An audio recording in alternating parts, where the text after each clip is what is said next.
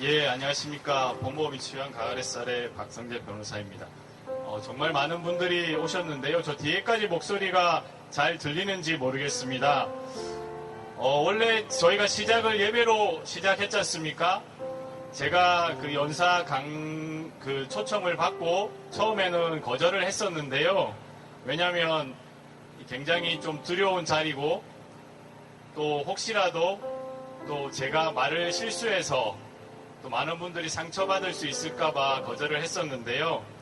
그러나 서야 되겠다고 다짐을 하고 또 마음속으로 나가야 되겠다고 생각하면서 정말 하나님께 뭘 전해야 될지 이렇게 많은 분들이 오실 줄 몰랐습니다. 한 100명 정도 모인다고 하셔가지고 100명 분만 준비했었는데 거의 한 2,000명이 오셨다고 하시더라고요. 대부분 네, 감사합니다. 네. 대부분 크리스찬이실 거라고 생각하고 저희 사도신경으로 저희 믿음의 고백을 한 번만 하고 제가 발언을 이어가도록 하겠습니다. 다 같이 사도신경으로 믿음의 고백을 했으면 좋겠습니다. 나는 전능하신 아버지 하나님 천지의 창조주를 믿습니다. 나는 그의 유일하신 아들 우리 주 예수 그리스도를 믿습니다. 그는 성령으로 잉태되어 동전녀 마리아에게서 나시고 본디오 빌라도에게 고난을 받아 십자가에 못 박혀 죽으시고 장사된 지 사흘 만에 죽은 자 가운데서 다시 살아나셨으며 하늘에 오르시어 전능하신 아버지 하나님 우편에 앉아 계시다가 거기로부터 살아있는 자와 죽은 자를 심판하러 오십니다. 나는 성령을 믿으며 거룩한 공교회와 성도의 교제와 죄를 용서받는 것과 몸의 부활과 영생을 믿습니다. 아멘. 예, 최근에 정세균 총리님께서 교회 방역 수치를 발표하셨습니다. 그래서 예배만 드리고 소모임을 하지 말라라고 말씀을 하시더라고요. 왜 소모임을 하지 말라고 할까? 그리고 예배를 드릴 때 찬양도 작게 하라 그러고 통성기도도 하지 말라 그러고 물론 마스크는 반드시 쓰고 계신다는 거 지금 여기 계신 분들도 다 쓰고 계시지 않습니까? 왜 소모임을 못하게 할까? 왜 기도회를 못하게 하고 부흥회를 못하게 하고 성경 공부를 못하게 하고 교회 이름으로 예수님 이름으로 모여서는 밥도 먹지 말고 차도 마시지 말고 아무것도 하지 말라고 할까? 정말 궁금했습니다. 그런데 사도신경을 읽다 보니까 저희의 믿음의 고백 중에 성도의 교제라는 것이 나왔습니다. 저희의 신앙의 고백 중에는 반드시 교제가 있습니다. 저희가 소모임을 해서 서로의 안부를 묻고 또 서로의 교제를 통해서 성경 공부를 통해서 하나님 말씀을 나누고 서로의 기도 제목을 나누고 서로 함께하는 게 교회가 아니겠습니까? 단지 예배만 1시간 드리고 모였다가 흩어지는 게 교회입니까? 함께 나누고 함께 기도하고 함께 말씀을 전하고 전도하고 회개하고 선교하는 것이 교회 아니겠습니까? 정말 이러한 것들을 못하게 하는 게 바로 사탄의 괴계가 아니겠습니까, 여러분? 차별금지법에 대해서 말씀드리기 전에 차별금지법은 57개 조문이 있습니다. 한 번이라도 나중에 시간 되시면 꼭 한번 읽어보실 건데요. 57개 조문이 과연 대한민국에서 무슨 일을 할지 궁금하지 않으십니까? 그러나 지금 이렇게 교회가 탄압받고 방역수칙이라는 이름으로 모임을 못하게 하고 아무것도 못하게 손발을 묶으려는 이 시도가 단 조문 하나 때문에 일어난 걸 혹시 여러분 아십니까? 감염법 예방법이라는 게 있습니다. 정확하게 말씀드리면 감염병의 예방 및 관리에 관한 법률이라고 하는데요. 거기 49조 1항 2호에 흥행 집회 제례 또는 그 밖에 여러 사람의 집합을 제한하거나 금지하는 것을 하여야 한다라고 되어 있습니다. 여기서 교회는 집회가 되겠죠. 아니면 제례가 되겠죠. 이 집회를 제한하는 것, 이 단 두 마디 집회 제한, 이 두 마디 가지고 소모임을 금지하고 있습니다. 그리고 이 두 마디 가지고 그것을 어기면 벌금을 물겠다고 하고 있습니다. 그리고 이 두 마디 가지고 소모임을 하거나 큰 소리로 찬양하거나 성가대가 연습하거나 또 다른 마스크를 벗고 모이게 되면 벌금뿐만 아니라 아예 예배 자체를 못하게 하겠다고 그렇게 엄포를 놓습니다. 단 두 단어입니다. 집회 제한. 이 두 단어 가지고 이 무시무시한 일을 벌이고 있습니다. 그러나 포괄적 차별금지법 57조까지 있습니다. 그 수많은 단어들, 수많은 차별금지 사유와 그리고 각 영역들, 그리고 이어지는 구제 절차들, 그리고 처벌 규정들, 이 모든 것들을 57개 조에 담고 있습니다. 그러나 여러분 그거 아십니까? 입법은 국회가 할지 몰라도 법의 적용은 결국 사법부, 경찰, 검찰, 법원, 사법부가 하게 됩니다. 그러나 이 법에 보면, 차별금지법에 보면 최초로 적용하는 것은 누구냐? 국가인권위원회가 적용하도록 되어 있습니다. 즉 국가인권위원회가 진정을 받은 이후에 그 진정받은 사항이 차별행위가 되느냐 안 되느냐를 국가인권위원회가 1차적으로 판단하게끔 되어 있습니다. 최근에 제가 KBS 토론회에 나가서 이 차별금지법을 발의한 모 의원과 대화를 하게 됐는데요. 그분이 그러시더라고요. 차별금지법 만든 이유들이 여러 가지가 있지만 사회자가 질문을 했습니다. 왜 인간이 존엄하냐고. 그랬더니 그 의원이 그렇게 답하더라고요. 인간이 존엄한 것은 근거가 없답니다. 그냥 인간이기 때문에 존엄하답니다. 여러분, 인간이 존엄하지만 왜 존엄합니까? 인간이 무엇 때문에 존엄합니까? 네, 맞습니다. 하나님의 형상을 닮았기 때문입니다. 인간은 철저히 부패하고 더러운 존재지만 예수 그리스도께서 우리를 위하여 십자가에 못 박혀 죽으심으로, 그 하나님께서 이 땅에 오셔서 우리를 구원하심으로 하나님께서 우리를 형상으로 만드셨기 때문에 인간이 존엄한 거 아니겠습니까? 그러나 차별금지법을 만드는 사람은 인간이 존엄한 근거가 없다고 합니다. 그런 사람이 만든 법을 우리가 허용할 수 있겠습니까? 정의당에서 이 법을 발의하면서 전 국민의 88.5%가 차별금지법에 찬성한다고 거짓말을 합니다. 인권위원회가 말합니다. 자기들이 조사를 했더니 대한민국 국민의 88.5%가 차별금지법에 찬성한다고 이야기를 합니다. 그러나 이거는 완전히 거짓말이고 국민을 기만하는 것입니다. 여러분, 그 조사의 설문이 뭔지 아십니까? 제가 그대로 한번 읽어보겠습니다. 우리 사회 모든 구성원이 불합리한 차별을 받지 않고 평등하게 살 수 있도록 관련 법률을 만들어야 한다. 여기에 반대할 사람이 있습니까? 아마 없을 겁니다.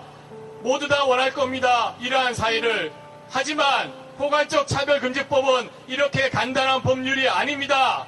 그 안에 성적 지향, 성별 정체성, 각종 종교, 정치적 사상, 여러 가지 것들이 다 들어가 있는데 그런 것들을 하나도 묻지 않고 단지 불합리한 차별을 받지 않고 평등하게 살 수 있도록 관련 법률을 만들어야 한다. 여기에 찬성이라고 답한 비율이 88.5%라고. 그렇다고 차별금지법에 찬성하는 것입니까, 여러분? 절대 그렇지 않습니다. 그래서 그 다음에 또 조사를 했습니다. 저희 연구소에서 조사를 해봤습니다. 성적 지향, 성별 정체성이 들어간 그러한 차별금지법에 찬성하냐고. 그랬더니 단 26.3%만 찬성한다고 결과가 나왔습니다. 어느 것이 더 타당한 결과입니까, 여러분? 대한민국 대부분의 국민들은, 건전한 사고방식을 가진 국민들은, 기독교인만이 아닌 대한민국 대다수의 국민들이 이러한 차별금지법에 찬성하지 않습니다. 그리고 하나 더 말씀드리겠습니다. 정의당도 그렇고 인권위도 그렇고 또 하나 거짓말을 합니다. 그들이 이렇게 말합니다. 차별금지법은 적어도 최저 기존의 사회적 규범을 만들 뿐이다. 포괄적 차별금지법은 법을 어기는 사람들을 처벌하는 규정이 아니다라고 거짓을 말하고 있습니다. 여러분, 제가 여기서 처벌에 대해서 말씀드리겠습니다. 차별금지법에 보면 여러 가지 각종 처벌 규정이 있는데요. 물론 처벌을 형사처벌로만 생각하신다면 불이익 조치를 하게 되면 형사처벌 규정이 하나 있습니다. 그러나 처벌이라는 단어를 국어사전을 통해서 찾아보십시오. 잘못한 것에 대해서 벌을 내리는 것을 처벌이라고 합니다. 그러한 뜻에 의하면 각종 불이익을 주는 것을 다 처벌이라고 할 수 있는 것입니다. 차별금지법은 제가 처음 말씀드린 것처럼 국가인권위원회가 평가를 합니다. 그래서 차별행위라고 판단되면 1차적으로 시정공고라는 것을 하게 됩니다. 그런 이후에 시정공고에 따르지 않으면 시정명령을 하게 됩니다. 그리고 시정명령에도 따르지 않으면 언제까지 이행하라라는 이행강제금을 부과하면서 시정명령을 할 수 있는데 그 이행강제금이 얼마냐? 3천만 원 이하 부과할 수 있습니다. 그러나 이 3천만 원이 한 번이냐? 아닙니다. 언제까지 부과하느냐? 이행할 때까지 다시 부과할 수 있도록 규정에 나와 있습니다. 여러분, 만약에 여러분이 정말 여러분의 신앙 가치에 반하고 여러분의 표현의 자유에 반하고 양심에 반하고 여러분이 생각한 것과 다르다고 해서 인권위가 3천만 원을 내든가 아니면 이 법을 이행할 때까지 계속해서 거듭 처벌하겠다고 하신다면 어떻게 하시겠습니까, 여러분? 정말 이게 처벌이 아니면 무엇이겠습니까? 정말 인권위는 여기서 그치지 않습니다. 여기서 끝난다면 3천만 원 내고 버틸 수도 있지만 그 위에 뭐가 남아있느냐? 손해배상이 남아있습니다.